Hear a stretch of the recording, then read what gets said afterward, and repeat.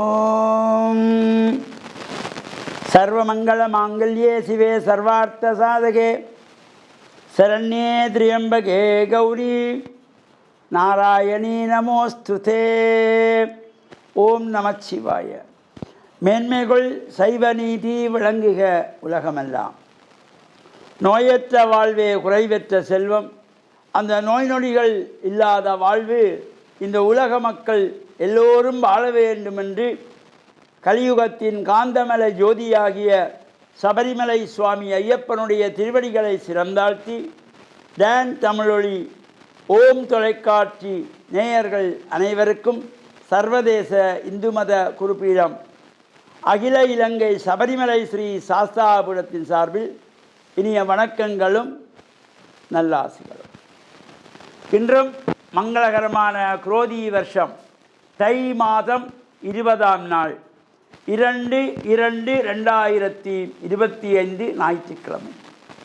இன்று மலர்ந்திருக்கின்ற இன்றைய பொழுதும் நம் எல்லோருடைய வாழ்விலும் எல்லா விதமான சிறப்புகளும் வெற்றிகளும் கிடைக்க வேண்டும் என்று இறைவனை பிரார்த்தித்து இன்று பானு வாரம் என்று போற்றுகின்ற ஞாயிற்றுக்கிழமை. இந்த ஞாயிற்றுக்கிழமைகளிலே சூரிய பகவானை அதிகாலையிலே சூரியன் உதிக்கின்ற வேளையிலே பிரார்த்தனைகள் செய்து நமஸ்காரம் செய்கின்ற பொழுது நரம்பு சம்பந்தமான நோய்களெல்லாம் விலகக்கூடிய சக்தி உண்டு. இந்த ஞாயிற்றுக்கிழமை பானுவாரத்திலே சூரிய நமஸ்காரம் செய்கின்ற பொழுதிலும் எல்லா விதமான சிறப்புகள் நமக்கு கிடைக்கக்கூடியது. பொதுவாக இந்த தை மாதம் பிறந்தாலே தை பிறந்தால் வழி பிறக்கும் என்பார்கள். நம்முடைய குடும்பத்திலே சந்தோஷமான நிகழ்வுகள், திருமணங்கள், அதேபோல் புதுமனை புகுவிழாக்கள், சிறப்பான நிகழ்வுகள் நடைபெறுவதற்கு ஒரு சிறந்த மாதம் இந்த தை மாதம்.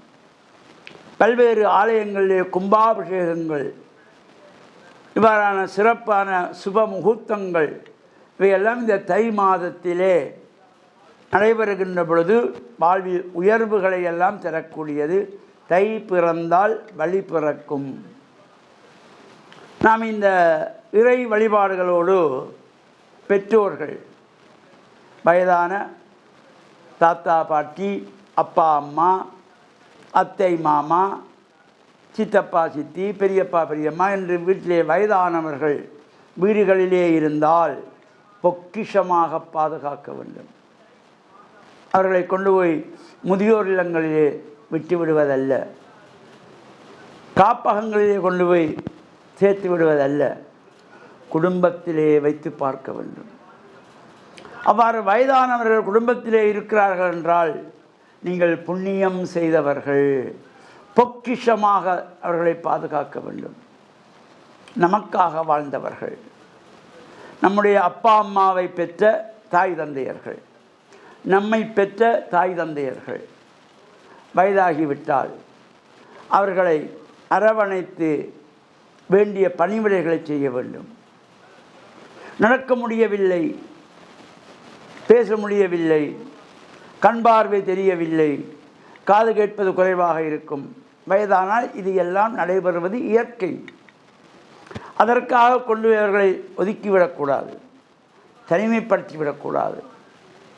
அந்த கவலை தெரியாமல் அவர்களை சந்தோஷமாக குடும்பத்திலே எல்லோருமாக இணைந்து அவர்களை பார்க்க வேண்டும்.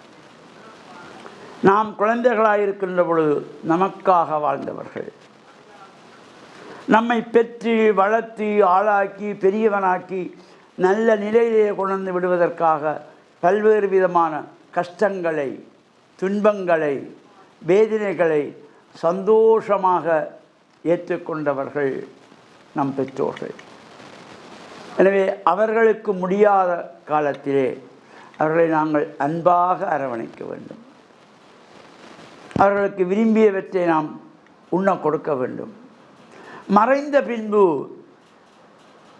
உலகத்திலே உள்ளவர்களுக்காக பாசாங்கு காட்டுகின்ற வகையே அவர்கள் இறந்தவுடனே பலகார பட்சணங்களை, விதம் விதமான உணவுகளை படைப்பதினாலே எந்த பலனும் இல்லை.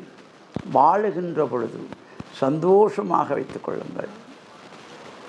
அப்பா அம்மாவுக்கு ஒருவேளை சரியாக உணவு கொடுக்காதவர்கள் மறைந்த பின்பு ஊரை அழைத்து உணவு போடுவார்கள் அப்பாவின் ஞாபகார்த்தமாக.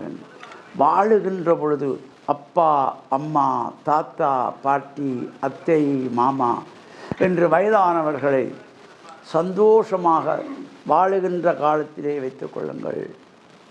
அவர்களுடைய அன்பும் ஆசையும் என்றும் நமக்கு கிடைக்கும். மறைந்த பின்பு எந்த கடமைகளை நாம் செய்யாவிட்டாலும் கூட பரவாயில்லை, இறைவனே நமக்கு ஆசி வழங்குவான். வாழுகின்ற காலத்தில் வாழும்போது அவர்களை சந்தோஷமாக வாழ வைப்போம் என்ற நல்ல சிந்தனையோடு டான் தமிழொலி ஓம் தொலைக்காட்சி நேயர்கள் அனைவருக்கும் சர்வதேச இந்து மத குருபீடம் அகில இலங்கை சபரிமலை ஸ்ரீ சாஸ்தாகுலத்தின் சார்பில் நல்ல ஆசிகளை கூறிக்கொள்வதில் மனமகிழ்வு கொள்கிறோம். சர்வே ஜனாக சுகினோ பவந்து, சமஸ்த சன் மங்களானி சந்து. சுபம்.